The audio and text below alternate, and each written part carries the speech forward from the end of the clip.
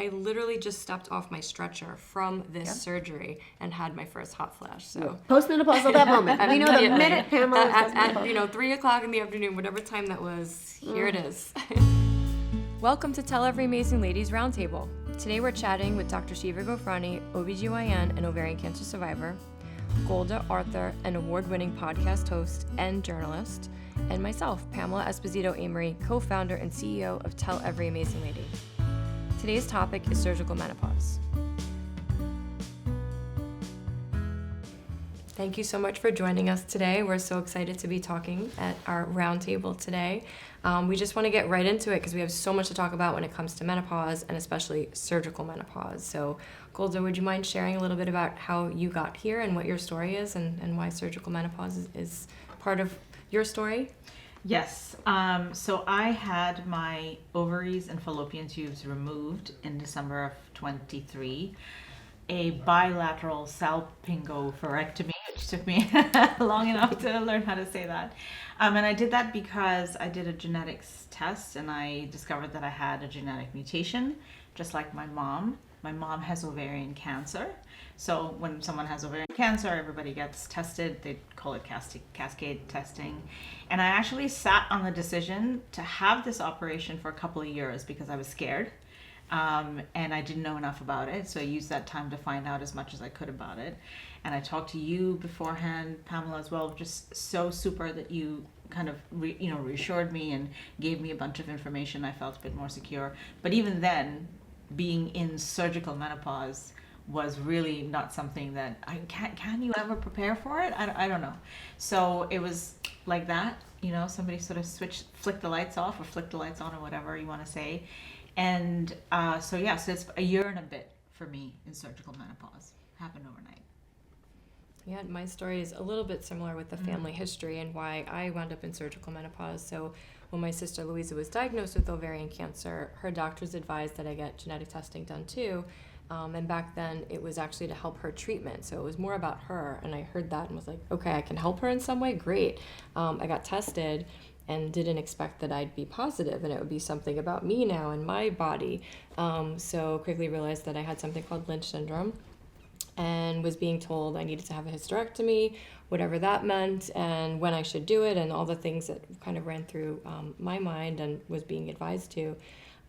It took me many years to feel comfortable enough to finally have a full total hysterectomy with everything out. And so getting to that point, I did feel really empowered I was able to choose what doctor, when I was ready for it. And I did all the research that I thought was appropriate, but still, there's always some kind of surprise and things that come up. But I did it prophylactically to reduce my risk for ovarian cancer and other cancers as well, because we took the uterus out as well, which was related to Lynch syndrome. Right. It wasn't an easy decision to do, but it was empowering to be able to take charge of that in some way. Mm-hmm. And Dr. Shieva, I know you have a similar story, but it's a little bit more related to cancer, so you didn't have as much control over that. So do you want to talk a little bit about how that happened to you? Yeah, although I'm honestly so glad that you're both speaking openly about it for so many women who are in similar positions that you are in, whether or not they have a gene or just have a very strong family history. So I think hearing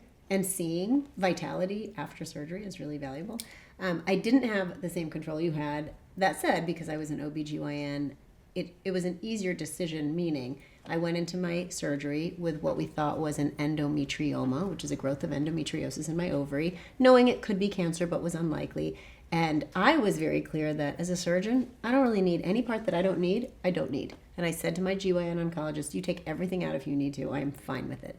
And I think that's just the part of the detached emotions that I have with regard to my female body parts, because as a surgeon, I know that I can live without them.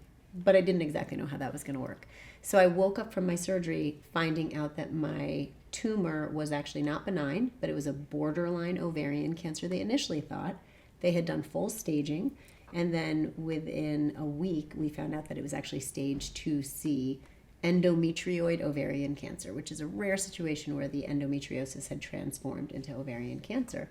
And I'll tell you, I thought I knew a lot as an OBGYN, but I learned so much, not only about recovery because I had some complications, and I know we're going to be talking about surgical menopause, but what it felt like to go through surgical menopause immediately. And it's a lot. Yeah. Yeah, thank you for sharing that. I mean, many people going through any of these types of situations, we want them to feel like you can talk about it. You know, no one's really talking about any of this. So there's also a lot of misconceptions and understanding, like what's an oophorectomy and what you had said, and I've had a total. So can you describe the different types of surgeries you can have for a surgical menopause? Well, that's why I clapped when Golda said it so Yes, appropriately. I can't even say the type I know, it's hard that what she said because it's Latin. Here are the huge confusions. So I'll put them in a couple of different buckets. When people say the word hysterectomy only applies to a uterus. And that's really important to know, because if someone comes to me and says, I've had a total hysterectomy, I know nothing about their ovaries. I don't know if they've had their ovaries removed or not, though she might think she's had everything removed means total hysterectomy. Total hysterectomy only means you've had your uterus with your cervix removed. That's total, as opposed to a supracervical hysterectomy, which is the uterus without the cervix. There's a third term people often say, but it's medically inaccurate: partial hysterectomy. Now, if you, as a non-medical person, says partial hysterectomy, you often think what you mean is, I had my uterus removed, but I left my ovaries behind. But again, ovaries are a separate entity altogether. So you saying to me partial hysterectomy, if I weren't a gynecologist and I were a different kind of doctor, I might think you meant, oh, your uterus, but the cervix was left behind. So again, you can see that it leads to a lot of confusion. So I would love for our audience to know that there are only really two types of hysterectomies. There's supracervical hysterectomy and then total hysterectomy. Now, how they're removed are there are more details underneath that, whether it's laparoscopic or vaginal or total abdominal. But that has to do with the uterus coming out. What you had discussed was the salpingo, which means tubes, because the salpinges are tubes in Latin, and then oophorectomy means removal of our ovaries. So you, Pamela, had a T.E.A.L. You had a total, I don't know if it was abdominal or was it laparoscopic? Laparoscopic. Total laparoscopic hysterectomy with bilateral salpingo oophorectomy, right? So it's really important. When a woman has a surgery, even if she thinks she knows what she has, I would always suggest that she ask her surgeon, tell me exactly what was removed, tell me how you would say it to another OBGYN, and give me a copy of the operative report. Yeah, and even going into my surgery with all the research and trying to understand all the different types, I thought, okay, I've got it covered. This is now, I'm going to do it. I know what surgeon. I did all my research, and I still sat down with a surprise, like a week before my surgery. The doctor asked me, do you want to keep your cervix or not? And I'm like, wait, what? We still have another decision to make? A week before, I had no idea that was even a question. And I ultimately decided to remove it to reduce the risk of cervical cancer. Yes. But that was something, again, there's so many different types, but it doesn't need to sound so scary. My surgeon was excellent with walking me through it of like, okay, what do you think? Why should we keep it? Why shouldn't we? And based on my family history and my gene that I had, it was the right thing to do. But, there's always a surprise and an unknown, and it's still important to really just ask all the right questions, because I still thought, all right, I'm good, but something still comes up. Well, I think one thing that's really important to highlight here, and I think we're living proof of it because we're all, thriving women, I would say, despite our family history, our personal histories. But I think while all at once I really want to honor women's feelings about their anatomy, because I think it really can define us in so many ways, I also wish for women that they weren't so attached to their anatomy in a way that would make them feel inadequate if anything needs to be removed. There's a big difference between, choices when it comes to cosmetic surgery versus choices when it comes to either having cancer or surgically trying to reduce your risk, like you've both done. And so I think we have to ride that fine line between honoring this feels something really emotional, but not having it be so emotional that the thought of losing what many women say, like, I feel like I'm no longer a woman.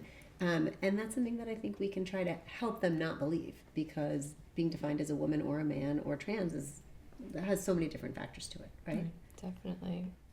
So, Dr. Shieva, clear this up for me. What is the difference between natural menopause and surgical menopause in terms of its impact? I know. Do you see my face? So natural menopause, as you all may guess, is when your body just on its own drifts through perimenopause to menopause, which is typically starts in your maybe 40s, and then menopause for most women is on average at 51. Surgical menopause is for any person with ovaries where their ovaries have been removed prior to that last period. And the biggest difference, unfortunately, is that we all walked into the operating room with our hormones maybe being a little bit irregular, but we still had our estrogen and progesterone and testosterone. And then literally we woke up in the recovery room postmenopausal. That moment we were postmenopausal. So not only did we feel lousy, and I think we might be talking about that later immediately, but the problem is that natural menopause on average will lead to about, they found, 11 years of hot flashes. Meaning for most women, 7 to 11 years is when their hot flashes will stop. Now that's still kind of its own form of torture and people don't need to live through it, but at least for most women, there will be an end to it as their small levels of estrogen kind of wane and their body adjusts. When we've gone through surgical menopause, unfortunately, what we've really found is for many of us, the hot flashes will potentially continue forever if untreated, though again, thankfully there are multiple treatments nowadays. But that's the biggest impact, is that it's immediate, there's no hallmark of it, and then it can last forever as far as the hot flashes. Yeah, that's not great. Not great. I Not want to great. ask you a follow-up on that, though. Yes. I think people now, we are starting to talk about menopause, surgical or otherwise, more so than before. Yes. But it's almost like we're taking these very tentative steps towards saying these things out loud. Not us, we're saying it very loud, but other women and other people in general. And I still think people are confused about the difference between perimenopause, Yes. menopause, and you just used the word postmenopausal. We wake up from surgery, postmenopausal. So say a little bit more about the difference. Yeah, I mean, and I talk about this a lot because you're right, people are confused. And so the word menopause technically means that moment when you've had a year with no period. We mistakenly use the term menopause and interchange it and say, I'm menopausal, but does that mean you're finished with menopause and postmenopausal, or you're going through the menopause transition, which is really perimenopause? And because we don't use those terms clearly, we create more confusion. But again, menopause is the moment where you've had a year with no period. Everything after that is postmenopausal. We are all postmenopausal. How's that? Yeah, I was going to say, how is that defined if you've had surgical menopause? It's just more defined because it means I know the exact moment. Yeah. Most women might know the month they had their period, the week they had their period, maybe the day they had their period, but they don't know the moment. In our case, Yeah, we we know the literally month, the could date. define Yeah. the date and the hour Yeah. because we know what time that surgeon took out our ovaries. Yeah. So we know that when we woke up in the operating room, we were postmenopausal. Now, perimenopause is that time that precedes menopause where your hormones are starting to fluctuate, but it can last a decade or more. So in my case, for example, I was 46 when I went through surgical menopause and became postmenopausal, but from probably about 40 to 46, I was having subtle symptoms. So I know I was perimenopausal. But again, surgical menopause puts you into it immediately. Right. And perimenopause can precede that, whether you're going through surgical or natural menopause.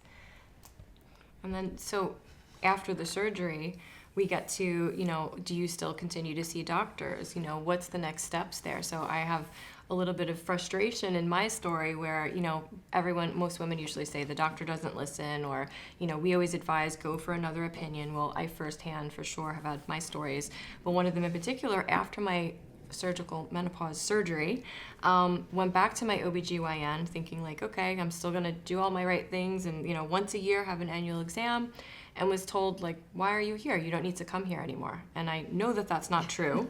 And I said, okay, next doctor, you're not my doctor anymore. And I moved on because I know that I still have the rest of my body to take care of, and, a million questions and a million more problems and more things going on later in life now to deal with. So I know Golda and I have talked in the past about, finding an endocrinologist being one of your next doctors on speed dial after you have menopause or surgical menopause especially. And that helped me regulate hormones and answer other questions. But, to either of you, what stories would you have on, what you're doing after surgical menopause to keep up with your regular health, and what doctors do you even see? Yeah.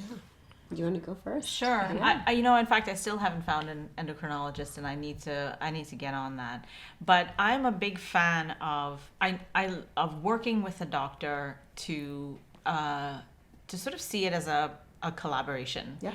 And because I ask a lot of questions when I go into a doctor's office. They say the average doctor's visit is 9 minutes. Not with me. And there's two types of doctors. There's doctors who be rolling their eyes inside their head, not visibly, because thinking, oh, I've got a lot of questions to answer. And there's other doctors whose eyes light up because they want to be asked, they want to talk about this stuff. And obviously, we all want to be working with the latter kind of doctor. I know there's a lot of pressure on doctors, but I always go in with those questions, and I preface it with, I'm the host of a women's health podcast. I'm sorry I have a lot of questions. And they're like, okay, go for it. So I see my primary care doctor, and I see an OBGYN. And I actually, my last visit with my OBGYN, which was a telehealth visit, was 45 minutes. Because we had a conversation about HRT, whether that's I'm considered high risk, as you would be as well, Pamela, and maybe you too, Dr. Shieva, I'm not sure, but you know it was a complicated conversation about what kind of estrogen can I take, and it was with my OBGYN, and I'm really grateful that she gave me that amount of time because I came out of it feeling reassured, and that I think was really important. So, and you are a doctor, so as a patient and doctor, you have a lot to say. I'm sure. I have many comments. I will try to be brief. Okay, first of all, your doctor who said you don't need to come back was very reductive. I mean, that means that they basically only viewed their role as a gynecologist as only the pap smear, which is 1,000% wrong. This is not opinion. We do a lot more than the pap smear, so that was wrong. You still have not only your breasts, your vulva, and your vagina, and the rest of your pelvis, that while you might not have had your uterus and ovaries and tubes, still has the potential for other things to happen. But on top of it, you have your bone health, your cardiovascular health, all the other things that come as a result of being postmenopausal. So they were wrong. I'm glad you knew that. I'm glad you found someone. The second thing I would say is the hard part in medicine right now, and I always try to be in defense of the doctors, but also blame them when I know we're not doing our job. We don't want to see patients every 9 to 15 minutes. We really want to see them for longer, but insurance literally won't reimburse it. So the best way to strategize it is if you're lucky enough to be resourced, then maybe finding a physician who doesn't take insurance, who can see fewer patients throughout the day and spend more time with you. Or for many people who don't have the resources, understandably so, who are using insurance, it may require that you make multiple visits and that you start by saying, I know we typically only have about 15 minutes. Here's what I'd like to talk about. So let's talk about this today. Can I make an appointment to come back in 2 or 3 weeks? None of this is easy because even if you have financial resources, you might not have the time resources to keep going back to the doctor. But I think that's the only way in the current model, with insurance being the way it is, that women will actually get the medical care that they need. Right. The third part that I was going to say is that when it comes to what type of doctors you need to see afterwards, I wouldn't say that it's only an endocrinologist, right? Meaning you might be able to find a primary care doctor or an OBGYN or an endocrinologist who can help with all the postmenopausal symptoms. That's still separate from you seeing your primary care for all the routine medical wellness and your gynecologist for all the routine medical wellness. But again, when it comes to the effects of menopause after, it could be primary care or OBGYN or endocrinologist, just so everyone knows, because some people really won't have access to an endocrinologist. They're in medical deserts, they don't have the ability to find one, or they're a long waiting list, but it can be a primary care or OBGYN who really helps you through that. Definitely. And one of the other things is even, cardiovascular health, of course, too. There's interesting links between, high cholesterol and menopause or actually having surgical menopause. So I don't know if you want to share a little bit of your story. Yes, and this happened to me last week. So I've been on estrogen for 3 months now, and I went to my primary care doctor for a routine blood test and checkup. And she walked into the room with my blood results in her hand, like she was so happy. She was like, "What are you doing differently? Your cholesterol's gone down." And I'm just sitting there dumbstruck because for 4 years now, I've been trying to get my cholesterol down. And I've been unsuccessful. I'm not used to being unsuccessful and trying to do something for 4 years. And I've been on statins for about 2.5 years.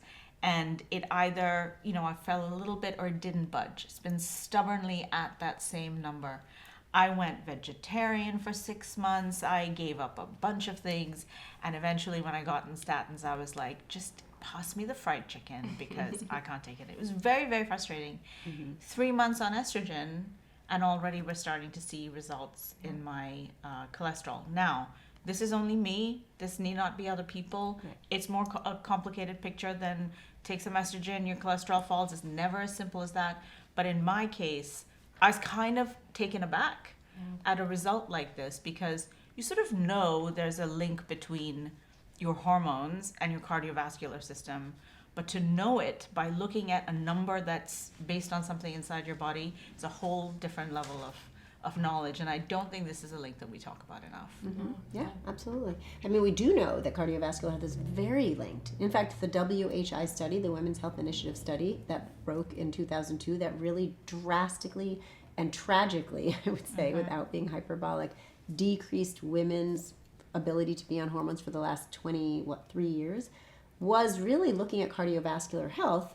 But because this interim analysis showed a slightly higher risk of breast cancer, they took everyone off of the hormones. But what they really found from that study was that the younger women, meaning they were in perimenopause or immediately postmenopausal, under age 60, starting hormone replacement, had not only lower risk of breast cancer, by the way, in the people who took only estrogen, but absolutely lower risk of cardiovascular health, because it helps our vessel wall, it can decrease cholesterol. It's not a cholesterol medication, but it can help decrease it. And it can increase our insulin sensitivity. We become very insulin resistant, which, going along with cholesterol, really increases our risk of not only diabetes but cardiovascular health. So they're all related. So the thought that the last 2 decades of women have not been able to have access to something it's really dramatically changed the face of long-term chronic illness. So we're living longer, but with more chronic diseases that now, hopefully, that we're talking about it more, like you've said, we will be able to help people, which doesn't mean everyone should be on it, which doesn't mean it's safe for everyone, but certainly doesn't mean that it should be as fear-mongered as it's been for the last several decades. Absolutely. At least talk about this with your doctor and check and explore it. It's not for everybody. Like you said, it happened to work for you, but it's something no one's talking about again. And that's why we're at this roundtable today. Cardiovascular health, it is one of the number one killers of women too. So it's really important to ask those questions and really be empowered with that information. Well, thank you both so much for joining us today. I know that we're helping amazing ladies out there, and thank you for chatting about surgical menopause. Oh, thanks for having us. Thank you. Thank you for watching. For more information and resources on menopause and all things women's health, head to telleveryamazinglady.org. And don't forget, subscribe to our YouTube channel and follow us on Facebook and Instagram @telleveryamazinglady.